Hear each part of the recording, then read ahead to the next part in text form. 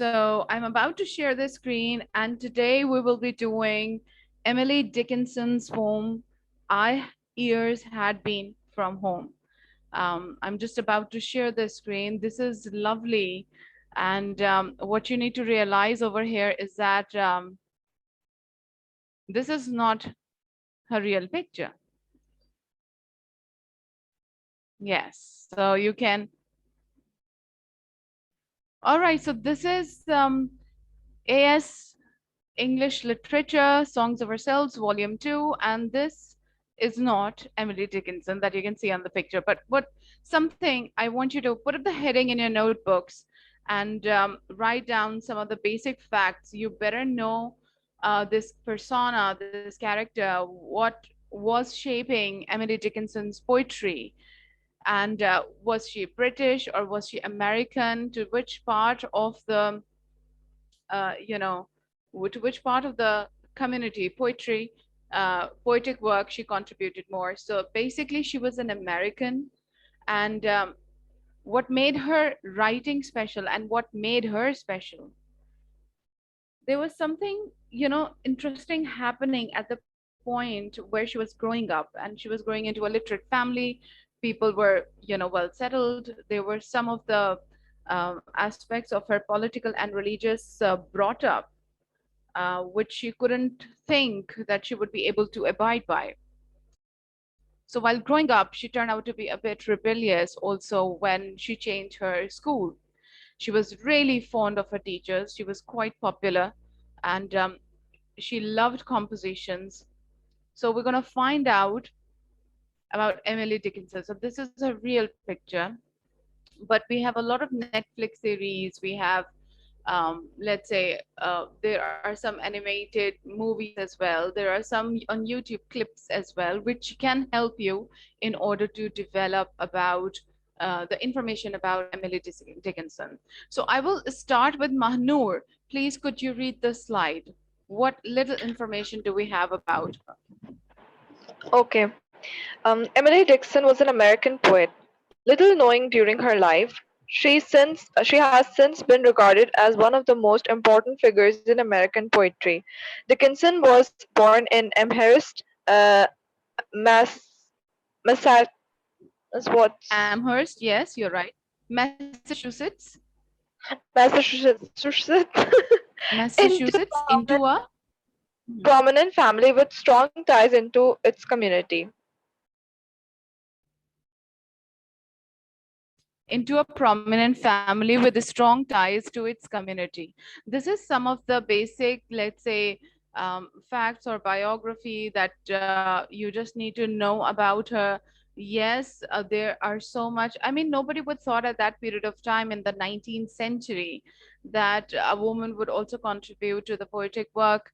This was not very popular with the women in that period of frame, and a lot of it was kind of like most prominent with the male side of the work and collection of their poetry.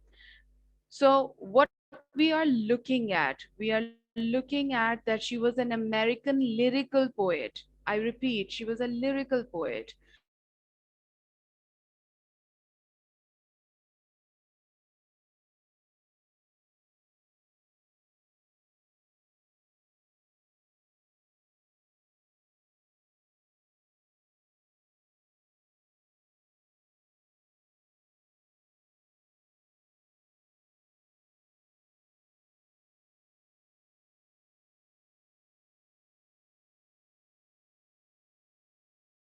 poetry about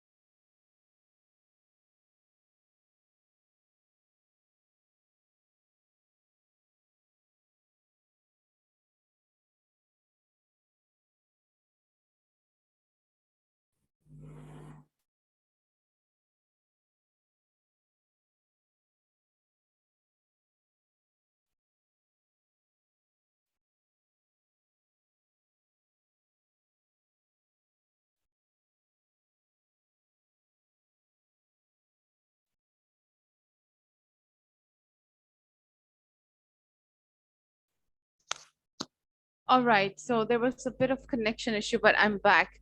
So I was telling you that she is not only just an American poet, but she is a lyrical American poet.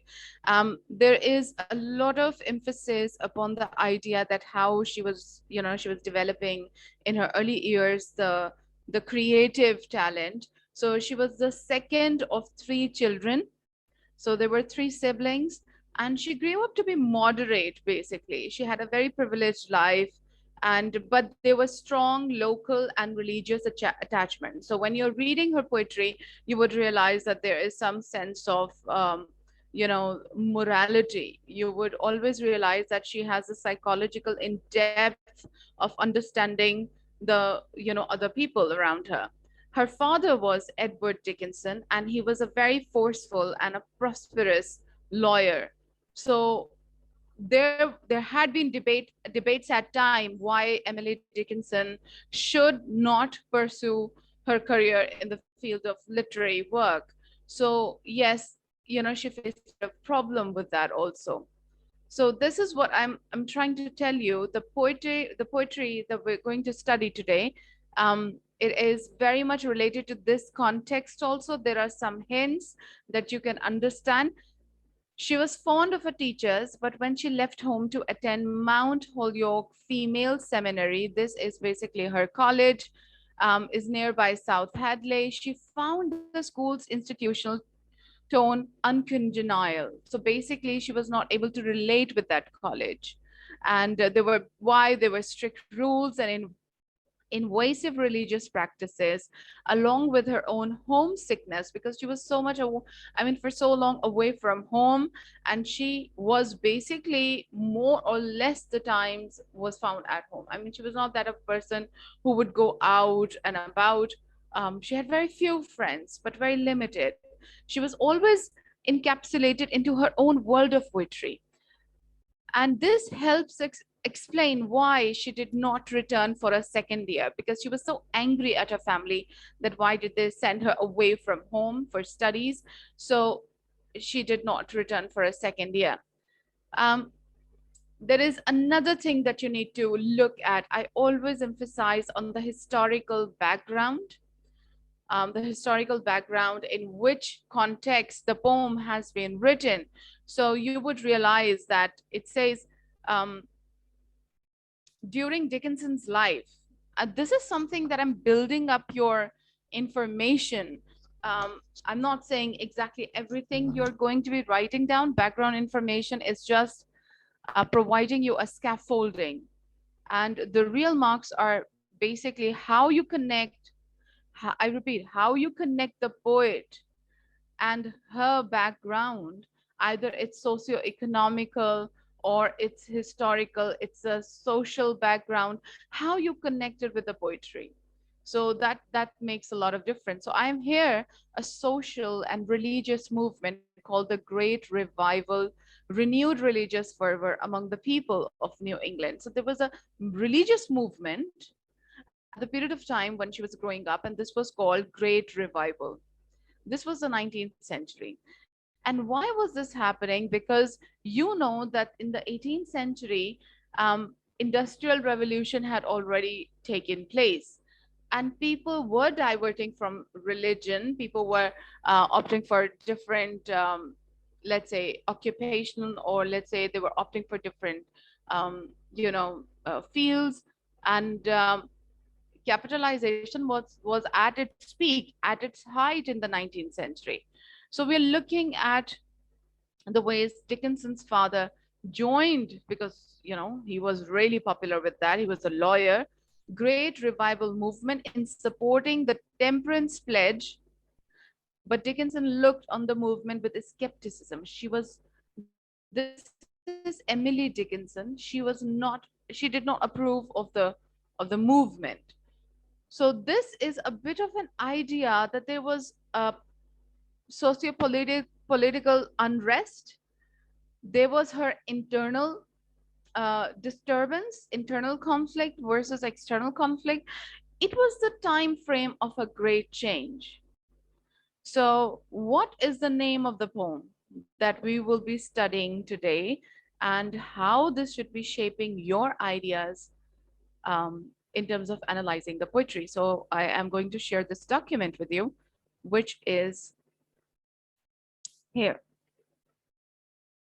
So the poem's name is I ears had been from home. If you notice over here, I have been is missing, away from home. But there is nothing wrong. Emily Dickinson always wanted to experiment. She wanted to experiment with her lexical and semantic choice. There was something unique, unusual about her style of writing.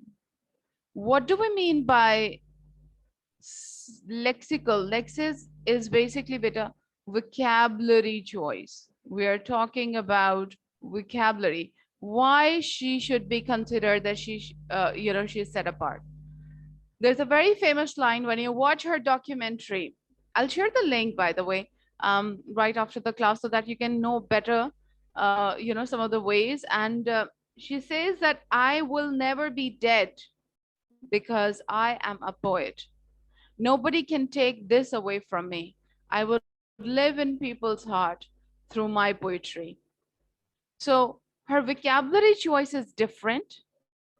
Her semantic is basically meaning wise. I repeat, let me just give you even a better idea like what exactly I'm talking about.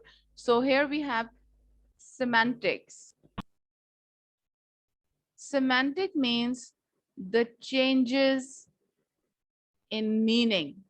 From like seemingly you would realize that the word means amuse, but when you'll read the whole context of the poem, you will realize that, oh, it was sarcasm, it was a mockery. She wasn't amused at all. She was really bitter from the inside. I'm just giving you one of the examples as how you need to look at semantic. Semantic is the changes in the meaning. Okay, so yes, so this is any question here? What impression are you getting about Emily Dickinson? What impression are you getting about Emily Dickinson? If I need to tell you like 5 adjectives about her, she was creative. She was I mean secluded. She was absolutely like on her own. She wanted to be recognized. That was her recognized for the sake of her identity. She can be taken as a symbol of women empowerment because she wanted to change the idea that only not men are suitable to write poetry, but women can also make a markup difference. So is she a feminist? That you can discuss later. Yes, Manur, Safat, any idea? How are you getting this impression about Emily Dickinson, the 19th century American poet? Any one word or your impression?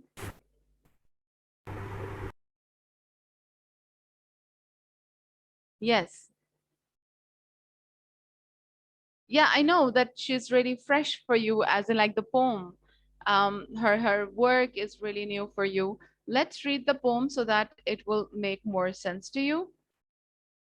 The context. I will get back to the vocabulary as soon as I'll read the poem, okay? The poem was written in 1862. Emily Dickinson was born in 1830 and then she died in 1886. So it's about like 55 years old almost that she passed away. And she stopped seeing doctor. She was like, if she has to die, then she has to accept death. She was very well aware lilies, white flowers are the symbol of death. When one of her suitors, one of the, let's say, one of the gentlemen, proposed to her and he brought lilies for her. And they says, oh, these are lilies. And he said, yeah, you have any issues with that or no? And then she said, oh, there's a symbol of death. And he never knew that she's been secretly writing poetry. So there's some interesting facts about her personality. Let's read the poem so that it makes more sense. These are all the notes. I'm going to get back to it later. The first two stanzas, okay? These are the first two stanzas. Okay, I would ask Manur, please read. We're going to read Sure, it miss. twice.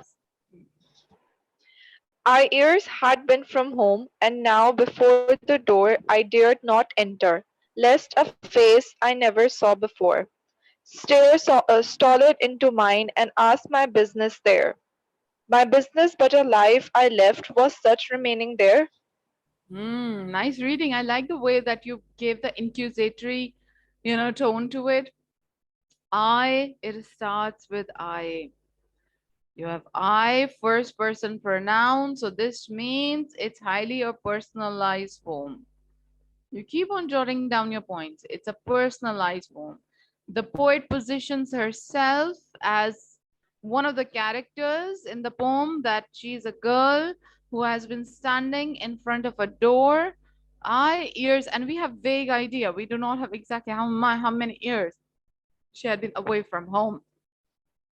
Uppercase letter, uppercase letter. And now before the door I dared not enter, lest a face I never saw before. Please realize when things change, when years go by, people are afraid of changes, accepting changes. And it's the returning of a person towards home. And home is a place of belonging. It's your safe haven, right? But in this case, how you need to look at the ways that it's kind of like making her feel alienated, as if nobody recognizes her. She uses over here never, which is an adverb of frequency. Adverb of frequency. I never saw before. I dared not enter lest a face. Face is also because, it is a hint, a strong, it suggesting of someone, a person, and it's almost like lest a face I never saw before. So it's like, face, she feels face threatening, that what if they don't recognize me? What if they have changed? What if the people who used to live over there, they're no more living over there? And then we have had been. So dominatingly, the past tense has been used. So it's almost like she's narrating up an episode um, from her previous experiences, and then she's very assured that I dared not enter, lest I face I never saw before. So it's rather a, what kind of an opening is this? What kind of I know it's very uncomfortable opening. At the same time, the person is not at all happy to, yeah, I mean, returning happy, but not exactly accepting. This, what is this called? Safad, this is my question to you. But we have a comma here, but then again the line runs. So what do we call this, beta? What do we call this? When the idea runs from the first line to the second and the third to the fourth, what do we call this? What do we call this? Come on.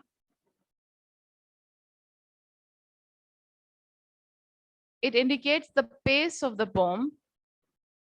The pace of the poem seems to be fast. Why? Because these are called, beta, enjambment. Enjambment means run on lines. Run on lines. Right? See, the idea is running from here till here. I never saw before stare solid and stolid into mine and ask my business there. Ask my business there. So she's shocked. Again, we have a dramatic pause over here. We have a dramatic pause. She's singing to herself. This is Caesura, and this is a strong Caesura, all right? This is a strong Caesura. Then within that poetic narration, we have direct speech. We have the use of the direct speech, which is inverted commas indicated by inverted commas open and inverted commas close, and then we have a question. My business, but a life I left was such remaining there. So she's confused, she's baffled. What has changed over the period of time that people do not even realize who I was? And they're asking me, completely not recognizing. So let's have a look at the context of the poem so that things become even clearer to you. Miss, was the poem that short? Was the poem? That short? No, no, no. These are the first two stanzas. It has Okay. Okay. it has 3 to 4 more stanzas as well. So, in what ways is the door presented in the poem? You really want to go through the poem, right? Why not just give you a bit of an idea? This time, what I did, I embedded the stanzas within the analysis so that it makes more sense. See, a bit of elaborate, and I'm going down to the third stanza. I leaned upon the awe I lingered with before. The second, like an ocean, rolled and broke against my ear. So what is happening? I leaned upon the awe because the person who gave an impression about, there are a lot of pauses as well. When you see over here, it says one susora, second susora, and the third susora. So the second like is basically indicative of what? It's a simile. It's a simile. I have leaned, I have lingered. These are what? These are action verbs, right? And broke against action verb against my ear. So something as a news that, broke against our ear. So it says, for once in the poem, we see lots of pauses. Manur, can you read the explanation, please? For once in the Okay, miss. poem, For yes. once in the poem, we see lots of pauses indicating the persona's exhaustion in consuming her just by standing in front of the door and allowing her insides to battle over this topic of taking a step forward. She leans into awe as if that is the only thing that gives her strength, making us believe that she is clinging to this feeling of dread for support. Then pursues to confess, I lingered with before, suggesting that she always felt this way. So basically, she is thinking of all the ways as how I'm going to answer the question, who are you? And she's the most important thing to understand. She's clinging to this feeling of dread. She is scared for support. Whether the, and she pursues to confess, I lingered with before. That she was lingering with some of the ideas in which way, in which manner she has to communicate with people. It makes one thing that she is dragging this fear with her. Yes, it's exaggerating, it's that moment. And although it is weighing her down, suggested by the pauses, because the exhaustion, it's kind of like a mental pressure. It's kind of like a mental pressure for her. She still clutches onto them as if she cannot live in their absence. So she's frightened of how people are going to react to her. These fears may also act like a drug she is addicted to and cannot live without. One cannot live without the family upon whom she's so dependent on. There is one other side of interpretation, beta, as well, that once she was sent to the college and she was upset with her family, that why did you send me away?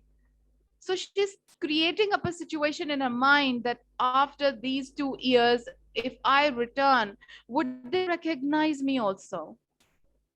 This was a private poem. This wasn't, this wasn't published until after, let's say, 6 years, after 7 years of her work. She held it back. She never got it published. I mean, publishing was, in the first place, was not supported by Emily Dickinson's father. He never wanted her work to be published. I mean, here and there, always making and correcting her work. The word lingered also has a powerful effect. The word gives an unsettling image that she is not able to stand um, in a well positioned way, an eerie look to the situation.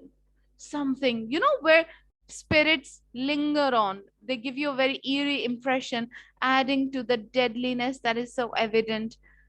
I mean, the person is dead from within and so scared to confront. Confrontation to the people whom you think that they might have forgotten you is the main idea. And the pause after this line shows us that lingering from before will remain until opens door. Because she's like, just imagine standing in front of the door. You're taking a moment to open it or just knock on it or no, or just you're holding yourself back and forth. So the person is in a dilemma. The internal conflict versus the external conflict. The internal conflict is she really wants to open the door. The external conflict, what if she opens the door and people don't recognize her? Her identity is going to be considered vague or not important, insignificant. She continues to describe the second as an ocean and that it broke against her. So what do we mean by this? First of all, let's pay attention towards the sounds, the loud sounds, the violent sounds. Ocean present us with the element of danger and reflect, because ocean can swallow you, right? It can drown you. So that shows that how unstable nature of the situation. Have you realized that when a person is in tension, they can feel the blood gushing into the ear? So it's almost like the waves are crashing. It's almost like a gushing sound in the ear.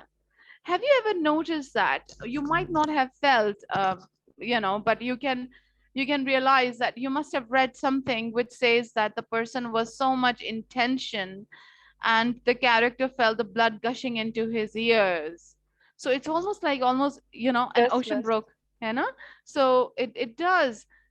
The phrase broke against presents us with a fierce image, suggesting how her fears murdered her happiness in the speaker's life. And we do not have a specific idea.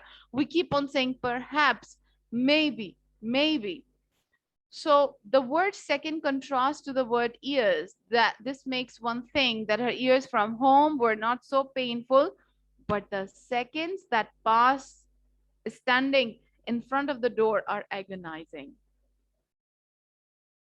Let's have a look at this.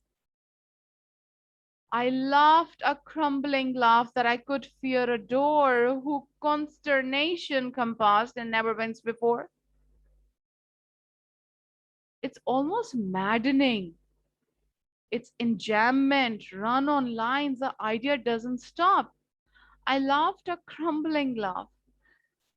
It's almost like it shows that, the theme like sanity versus insanity.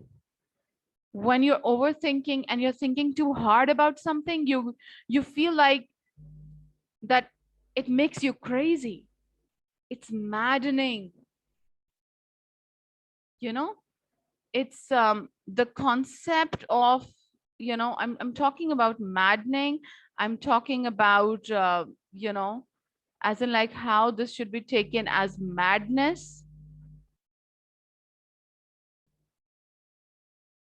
This idea is very much visible over here. And this is so true in her real life situation also. You need to recognize the idea that she was losing her sanity when she lost her one of the siblings at the later in the later part of her life. So a lot of people say that great poets have some strings or chords that is struck with insanity, madness in anger, madness in pain, madness in some kind of fear, madness, any sort of fear is required to write down such dramatic script, such dramatic composition. She's laughing at herself that even a mere thought of a door can make me scared. Who consternation compassed and never winced before. So what is she saying? What exactly is the idea over here? That I could fear reflects on the way the logical side of a persona, the logical side of the character, the character which is of a girl, may feel her reaction to the circumstances illogical. I mean, she's behaving like this, like she's laughing at the side of the door, allowing us to look at the situation with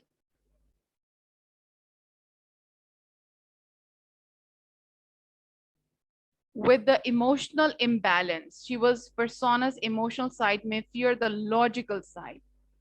Emotional side versus the logical side. They are at a conflict with each other. There's a constant war between both the sides. The logic says people will recognize you, do open the door. The emotional side says, no, what if? What if I don't want to feel insignificant? I don't want to feel anonymous. I don't want to be, you know, feel alone for the rest of my life. Never once before may echo the fact that this is the hardest decision she has ever had to make. The further indicates the speaker's disturbed mindset. Disturbed mindset. She was going through certain torturous phase of her life. That trauma is reflective within these lines. We're going to get into more details. So what she did, her hand, I fitted to the latch my hand. So she's clasping onto the door's handle with trembling care. Trembling, she was shivering. She was literally out of fear. She was trembling. Trembling care left back the awful door should spring and leave me in the floor. What if they just open up the door like that and push me on my back, and I might be found on the floor then. I may fall. So she is even thinking physically, but there is something more happening. Again, there is a caesura here, and you can see latch. You can see the floor. The floor. What is this? Floor door. What is this? Spring, latch. Latch, care, spring. Nothing is rhyming over here. We do not have any rhyming scheme. It almost seems that it's written in a free verse. Nothing is rhyming over here. So what is door and floor? What did I tell you about? This is called assonance. The doubling of the vowel sounds. It's moaning in pain. Door, floor. So it's almost roaring into her ear, roaring into her mind, into her ears, that what if she would be left all by herself on the floor? Someone would might open the door and she would not be able to balance herself. So she needs emotional support, she needs physical support. Tell me, what are you thinking, Manur and Safar? What are your ideas? What do you think? Is she a complex character in the poem? Does she Yes, sound complex? she's She's really talking very illogical stuff, which normal people like. I think she's overreacting and overthinking about the situation a lot, and that might be the reason that like she's in self doubt or something. And hmm. I think that she's being very over sensitive about the situation. She's being very illogical. Her logical side is being defeated by her emotional side.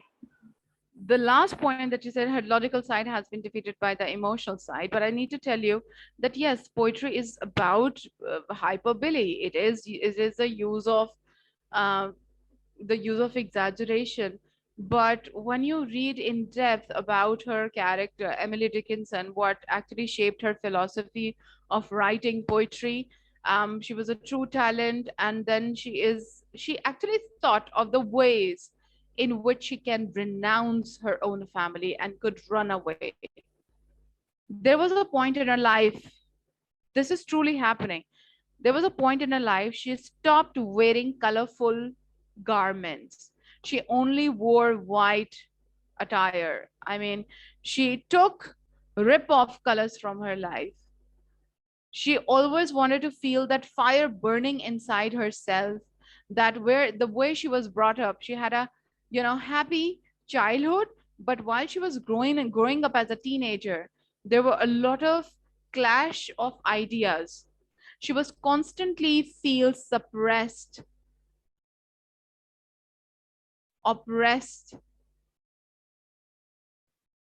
by the family. Family is supposed to be giving you support. They allowed her to write poetry, but she never got permission to submit it. She was thinking of these hidden ways in which she could find someone to support her work. And then can you imagine, in London she did take some support of a critic, and she took his advice also, but she never implemented on it, and he was really upset about it, that I wish. Then and then her poetry was published anonymously, her real name, some of the poems were anonymously kept. She became popular only after her death. What a tragedy.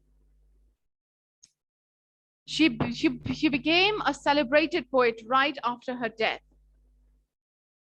because of the family realized the worth of her work, and then they got it published. The title, what it says, I years had been from home, that is called ellipsis. She is missing out deliberately on purpose. She is missing out these words because she had a vacuum, she had a gap, she had a space within her own life. It was not complete, it was not wholesome. Safat and Mahanur, you need to realize one more thing, beta. When people are in the chaotic state of mind, they don't say or speak in the complete sentences. They never use complete sentences. It's always that it looks clumsy. She behaves clumsily in this entire poem, and the title of the poem, the very first line of the poem, resonates the same thing. Now, do you get it? How you need to connect a bit part of Yes, her yes. personalized real life. So you need to realize that the vacuum, the space.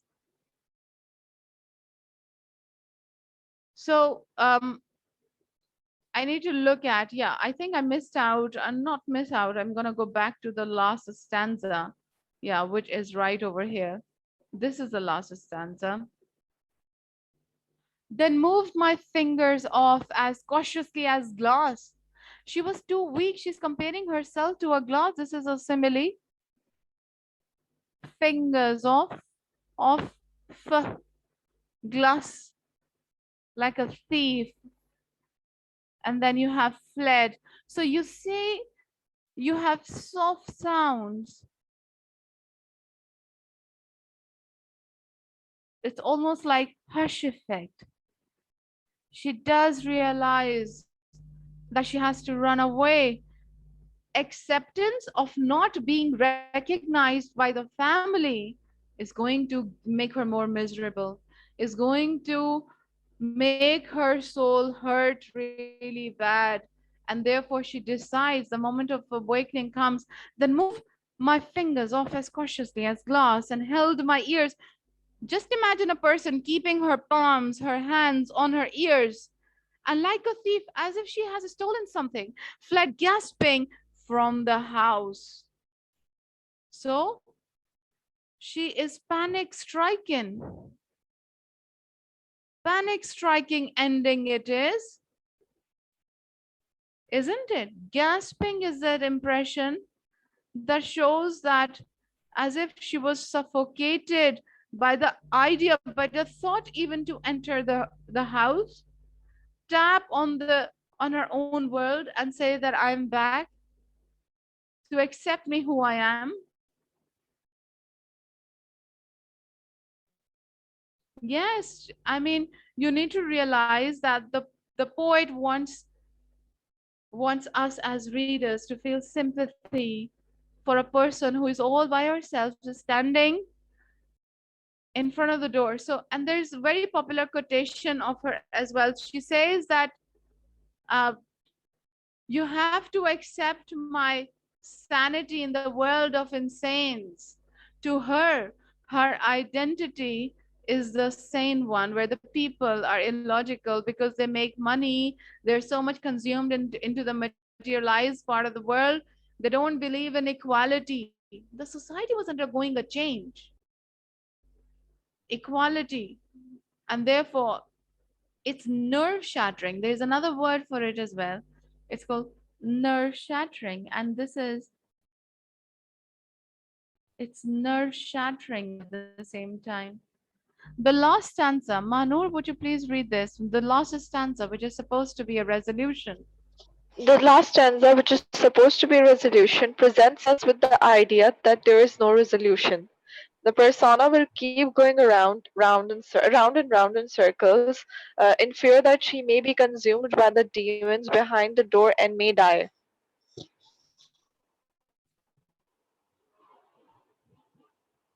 Either physically or spiritually, the fact that she takes her fingers off the door instead of her hand altogether shows a slow process in which she is taking time in fear that she may awaken the demons behind the door, as if she was trying not to bring any sudden movement to the scene. And No, held yeah. by ears seemed like a Reflex action. reflex action, as if she is expecting the worst to happen in fear that she may awaken the evil spirits that are currently at rest. So basically, she is. I'm not saying that you should also interpret in the way the demons and the evil spirit, but she's thinking she's too frightened of the whole idea that the thought haunts her. I'm going to take you right at the very top, and we're going to look at this point, which says the short. And let me zoom in so that it's even clearer. The short and fragmented sentences you must have seen. I, ears, had been from home. Away is missing, had been is missing, should be noted to show that there was nothing else about the door besides change that she feared. One line in particular compares the large change to an ocean I lingered with before. The second like an ocean road. When the speaker uses metaphor to compare vast ocean and the immense panic, vast ocean of her thoughts with an immense panic, she felt this she felt this pain as if like putting things into better context. So we need to look at how elliptical lines elliptical lines of the stanza implies her tensed, complex mindset. She was experimenting with her semantic of style of language, and therefore she deliberately used such lines. She has to sound even panic stricken rather than writing down the word that she is nerve shattering, she is under nerves. Not more than that, she has to show it. So yes, I'm going right at the top. The tone of the poem is fearful because of the speaker's dread of the door. In the poem, I, ears, had been from home. The door in this poem is described using the speaker's dread. For opening it and passing through it to enter the house, she soon fled from like a thief. Words such as consternation show the feeling that the speaker directed towards the door. This anxiety the speaker has to touch the door makes it an intimidating object. She is scared by the door as if she's about to touch the enemy of her life. The speaker is also shocked by her own fear of the door, as seen in line number 13 and 14. The fear is not only of the door, but as said in the title, that she has been for a longer time away from home, and No specific reason. Safat, what do you have to say about the poem? Your impression, beta. Anything, any one line, which part do you like the best? You think that um, Emily Dickinson was going through, yes, in her real life with a lot of panic attacks. Do we have Safat? Safat, any one idea, beta? Any? Miss, she was going through a conflict in her life. She was definitely going through a conflict into her real life situation. So it's based on run-on lines because the suddenness, the immediacy of the action is required. She has to either open the door or she has to flee. You know, you either fight your fear or you take a flight when you are afraid. This is the point. Take a flight, escape, or you fight. So what she does, she takes a flight. She escapes. She cannot handle it. Are we humans like this also? Sometimes I'm saying that maybe there are times when we have to fight and take a flight. Manur, what do? You do take a flight. You do escape. Yes, Miss, more and practically yes. Most of the time, humans when they're under pressure, they want to escape that pressure. So that sometimes, like most of the times, I feel like I try to flee from the scene. From the scene because you do realize that it's not worth it when people don't understand you, and sometimes it requires you to make them understand. She also, but then I need to tell you something interesting. Emily Dickinson had way longer arguments with her father to get her poetry published. He was a lawyer. He never wanted her to win in this case of an argument that women's work is to be read by her, like close relatives or her family, but it is not supposed to be recognized or published, or she should not be making up a scene in the society. And I feel pity. At a point when she died, then she was recognized. This is the tragedy of our society, especially with women poetry. I may sound feminist, but I'm not. I'm trying to create a point over here that gender equality was a constant battle that they had to struggle with. So, and still, it's a universal appeal. Again,